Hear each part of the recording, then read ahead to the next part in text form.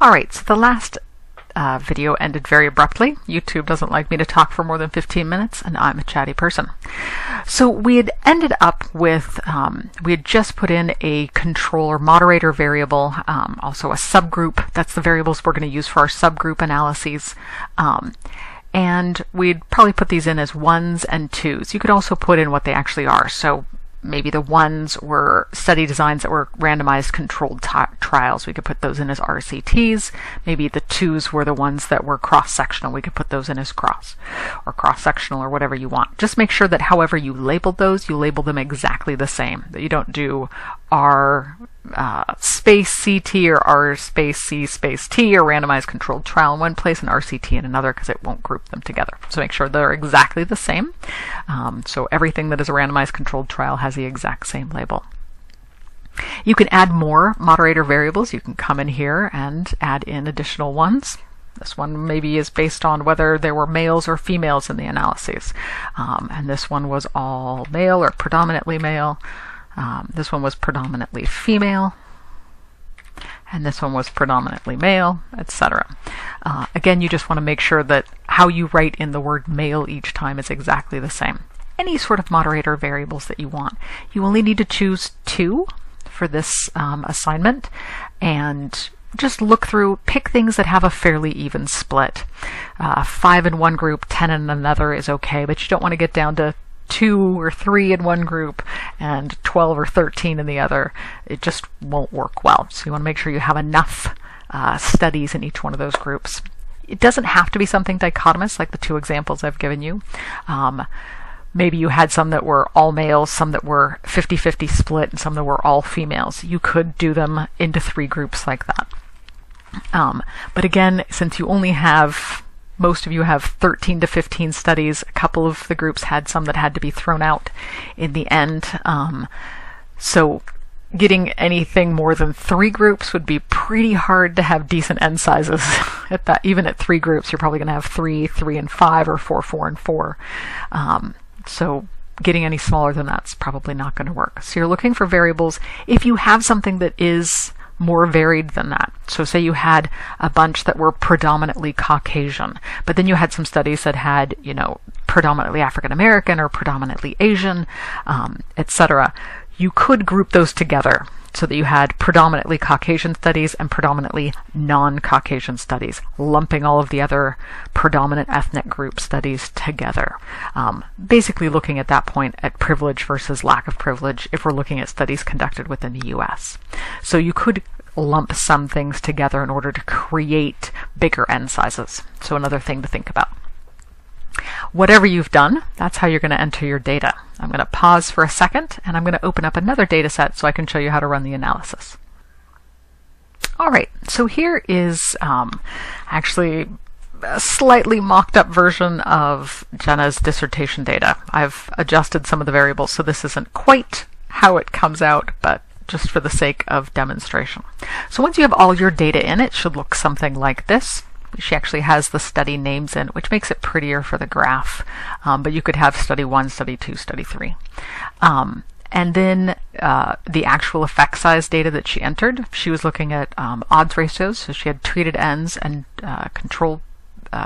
treatment events and control group events, in this case recidivism data. And it automatically gave her the odds ratio and log odds ratios and standard error columns. And then all of these were possible moderator variables that she was looking at. We're going to look at treatment time implementation. But first, let's run our basic analysis.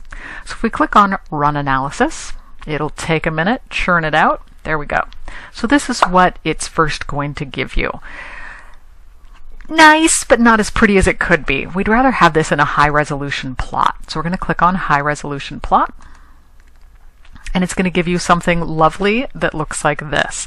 This you want to go ahead and save for me. So you're going to go to File and Export to Word or Export to PowerPoint. PowerPoint's probably the best way to go because you're actually going to use that for your for the PowerPoint presentation that you give. So when you run this, when you're doing your publication bias data, make sure to grab this chart so that you'll have that for your PowerPoint. When you click on that, it'll automatically open up PowerPoint and pop the slide up in there. It'll have different coloring. It'll look very pretty. All right, so now we've seen our high resolution plot. And there's lots of information in the Borenstein text about what all these little squares mean, why they're different sizes, why the lines are different lengths and different thicknesses, etc. So make sure to read up on that so that if I ask you questions about it in the presentation, you can tell me. All right, so the next thing we need, I went to return to table. The other thing we need to know is, okay, well that looks pretty, but what are the actual analyses?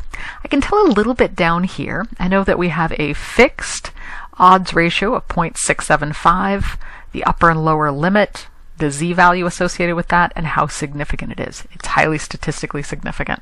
But we also know that we're not going to be using a fixed effect size. There's almost nothing in clinical psychology that really makes sense to use a fixed effect size for.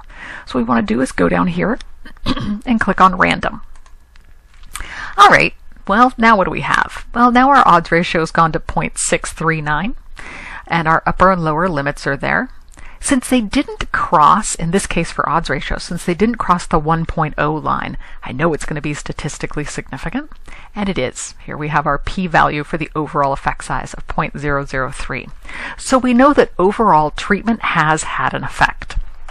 Sex offenders who are treated are less likely to offend than sex offenders who are not treated, in general.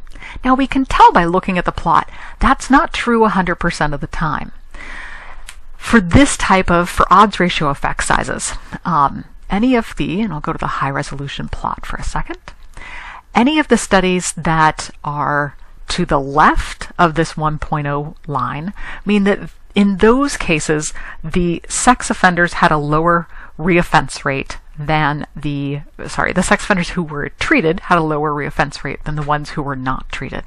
But notice these over here. These actually were studies where the sex offenders who were in the treatment group actually had higher reoffense rates than the ones who were in the non-treatment group. Now that didn't happen for a lot of studies. This one, it was just a smidge over. They were pretty close to being even. This one was way over, a bit over, and these are kind of right on the line. But in general, this overall effect size down here says that in general, things got better. So that's what we know. All right, returning to table again. So the next thing we want to do is go ahead and pop to the next table. So right up here, we can click on the next table, and it gives us more information. Now we get things like our heterogeneity value that we've been looking for, I-squared, tau-squared, all that kind of stuff we've been talking about all semester. Now we want to use the random effects line in order to determine the level of statistical significance.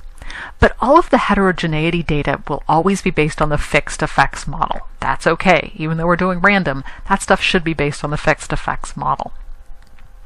So our Q value overall is 67 compared to a degrees of freedom of 18. Now, typically we want that Q value, if there wasn't a lot of heterogeneity in our effect sizes, we'd expect that Q value to be lower than the degrees of freedom. And we'd also expect it to be not statistically significant. None of those are true. That's a huge Q value compared to that degrees of freedom, and that P value was very statistically significant. And that's not too surprising, given the high resolution plot we just looked at. Those effect sizes were all over the place. There were some that showed that treatment did improved things, some that showed that it didn't, some that showed that it made no difference. So we know those effect sizes were kind of all over the place. Now we also get our I-squared value, our T-squared value. It's actually T-squared, even though it's calling it tau-squared, because we never truly know it for the entire population. So it's really a T-squared value, and our T value. You have information on how to interpret all of those in your notes. So let's go back to data entry. The next thing we want to do is sort of figure out, is there a way to explain some of this heterogeneity? Those effect sizes were all over the place. Some were good, some were bad, some were awful. So how do we make sense of that? So one thing we could look at is, what of these control variables or subgroup analysis variables could we look at? And the one we're going to look at right now is treatment time implementation. So we're going to click back on Run Analyses. And when you're in here, in order to run subgroup analyses, it's not under Analyses, which is where you automatically think to go. Meta-regression is under here, and our publication bias that we're going to be working on is under here. But what we actually want to do is go to Computational Options, and we want to group them. So group by, And then you're going to choose, let me bring that back in. You're going to choose which one of all of those moderator variables you want to group by. We want to group by treatment time implementation. And that was, when did treatment start for this for these various studies.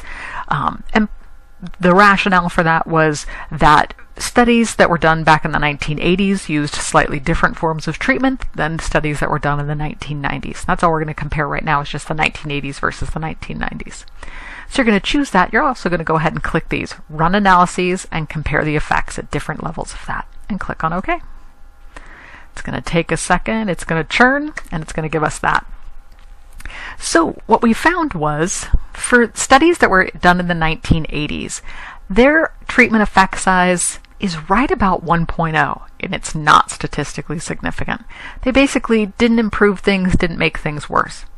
Things were a teeny bit worse, but in general, because it's a smidge above 1.0, but in general, the studies that were done in the 1980s, or that had treatment that started in the 1980s, those studies overall did not make much of a difference. These studies were all done in the 1990s, or at least treatment was started in the 1990s. And for those, we have an odds ratio of 0.6 and a significance value of that, very statistically significant. In general, the studies that were done in the 1990s have made things better. Oh, let's go to the random. Yep, good, still statistically significant. It can switch. Sometimes it'll be statistically significant on a fixed effects model, then you switch it to a random and it's not statistically significant anymore, and that'll bum you out. So make sure you're looking at the random before you do that. So studies that were done with treatment started in the 1990s were statistically significant. Those treatments have shown to have an effect that was positive. Granted, not all of them. These two, total bummer studies. Things got way worse, but we'll see if we can explain that with another variable. Again, we're going to click on Next Table. So far we know, just by looking at the data that we just looked at, that one group was statistically significant and the other group wasn't. But we don't know whether or not there's a statistically significant difference between those two groups yet. And that we're going to come here. What we need to do is look at this total between. We're going to use the mixed effects analysis because what we really want to use is that random effects model. But part of it's going to be based on the fixed effects and part of it on the random effects. So it depends on the piece we're looking at. But we're going to go ahead and look for that total between. That's going to give us the whether or not there's a statistically significant difference between our groups. So we're going to look across that. And that is not statistically significant. It's close. It's 0.059. We wanted it less than 0.05.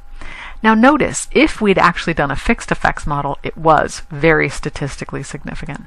But it's not statistically significant. There's not a significant difference between the 1980s and the 1990s if we're looking at a random effects model. Once we go down to that mixed effects analysis, that total between is not statistically significant anymore. So that's a bummer for us. We won't have groundbreaking news. Jenna actually did find statistical significance in hers, but I mocked the data up a little bit so that we wouldn't, so that I could show you this difference between fixed and random. So those are the things you're going to be looking for. To determine if there is actually a difference between your groups, you're going to come to this mixed effects analysis, you're going to go to the total between, you're going to come over here and use that if you're running your data in CMA. And that's all I have for you for this week. Have fun!